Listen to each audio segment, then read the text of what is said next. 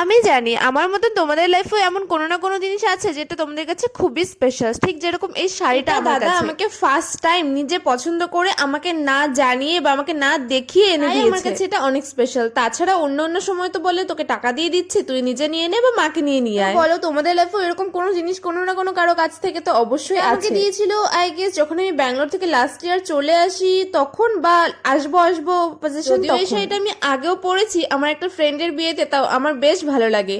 আর যেহেতু ও দিয়েছে সেজন্য আরো বেশি ভালো লাগে। এই জুয়েলারি গুলোর সাথে এই শাড়িটা ঠিকঠাক মানাচ্ছে, তো আই গেস এটা সিলভারের থেকে গোল্ডেন জুয়েলারি দিয়ে বেশি ভালো লাগবে, তাই সেটা দিয়ে পেয়ার করলাম। তোমাদের লাইফে এরকম কোনো জিনিস আছে নাকি অবশ্যই জানাতে ভুলো না, কিন্তু কমেন্ট বক্সে অবশ্যই জানিয়ে যাও। সো তোমাদের সাথে কথা বলতে বলতে দেখো আমি রেডিও হয়ে গেছি। লুকটা তোমাদের কিরকম লাগলো অবশ্যই কমেন্টে জানাও। তোমাদের লাইফে সেই স্পেশাল জিনিসটা কি? আমার তো আপাতত এই শাড়িটাই আছে। তো আজকের ভিডিওটা এই পর্যন্ত, দেখা হচ্ছে নেক্সট অন্য কোনো ভিডিওতে, ততক্ষণের জন্য টাটা।